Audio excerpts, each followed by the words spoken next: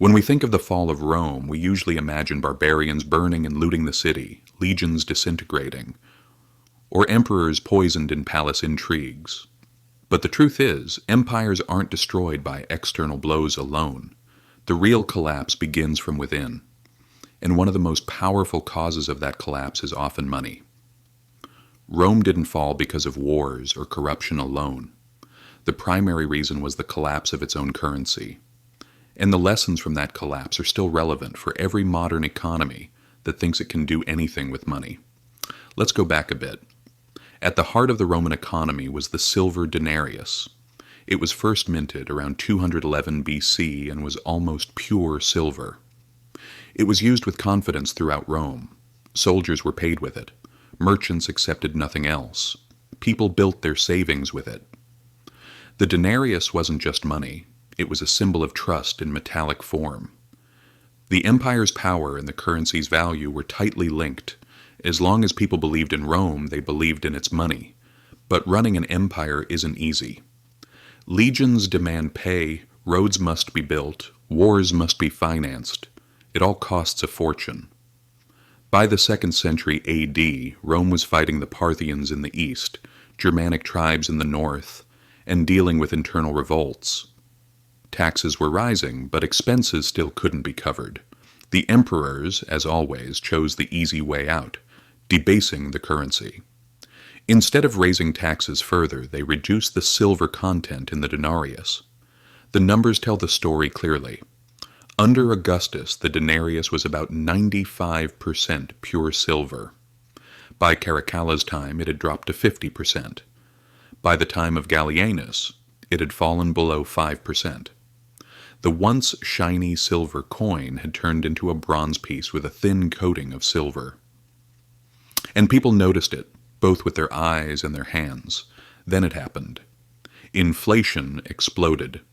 Since the money was no longer backed by real value, prices skyrocketed. A measure of wheat no longer cost 1 denarius, but dozens weren't enough. This wasn't just economic theory. People's lives were ruined. Soldiers complained their pay wasn't enough. Merchants refused to accept the bad coins. When trust disappeared, people returned to barter. But the emperors didn't give up. They printed even more money, as if thinking, if the quantity increases, so will the value.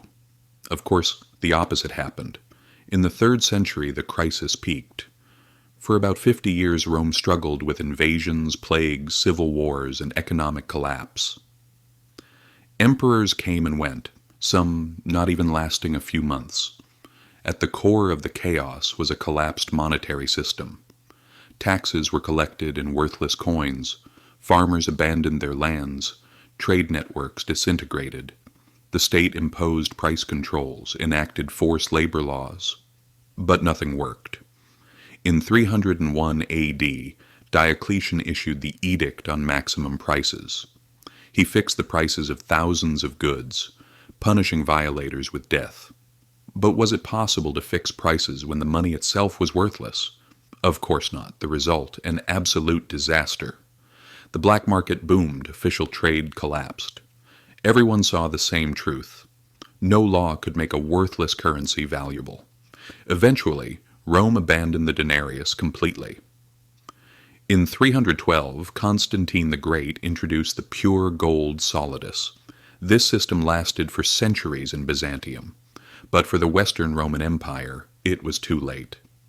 The devaluation of the denarius had rotted the empire's foundation from within. Armies could no longer be paid. Trade collapsed. Trust vanished.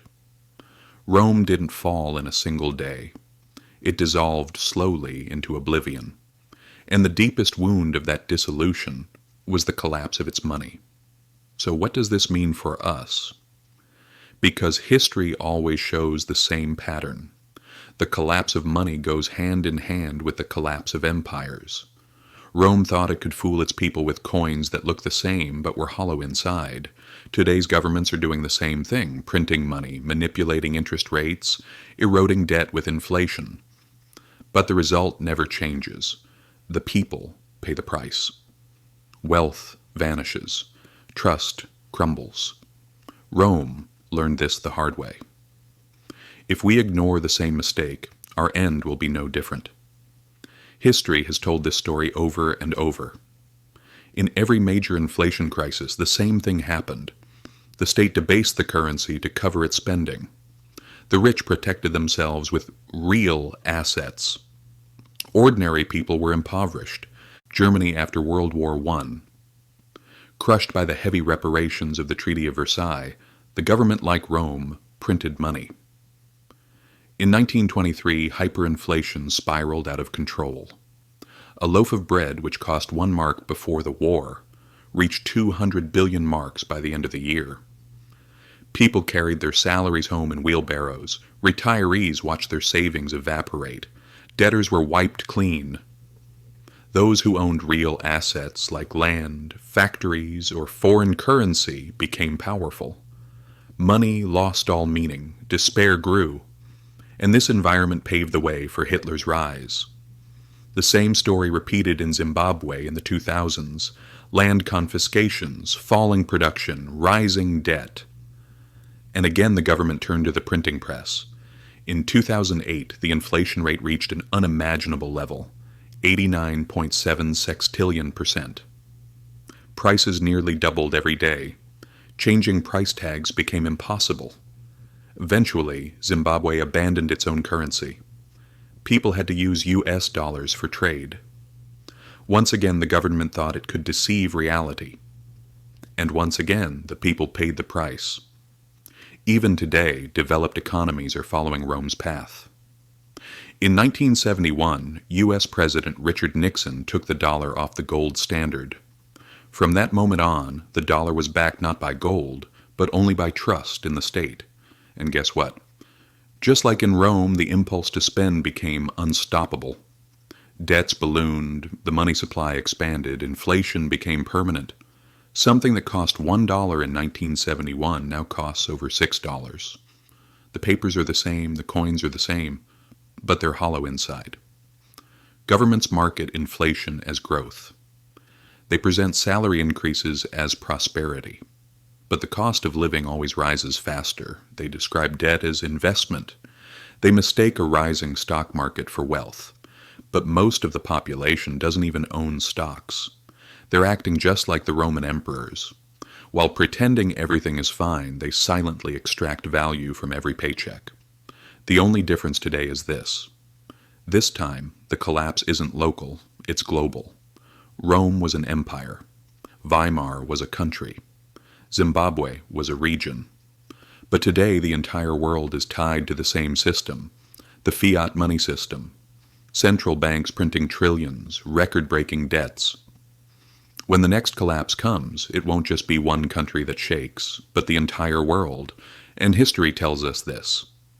The price won't be paid by the rich, but by the millions who trust their salaries, their pensions, their savings. So, what can we learn from Rome? 1. Inflation is not an accident. It is a policy. A tax silently levied on the people for 2,000 years. 2. Real wealth isn't in paper or numbers on a screen. It's in things that retain their value even when money becomes worthless.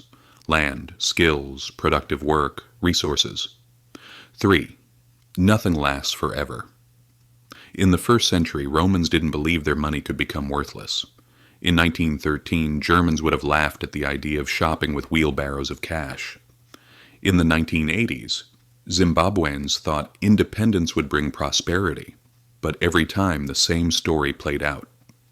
The fall of Rome teaches us this. Financial systems collapse slowly at first, then all at once. When trust is lost, money loses its reality. Contracts break down, trade stops, armies disband, the state loses its legitimacy.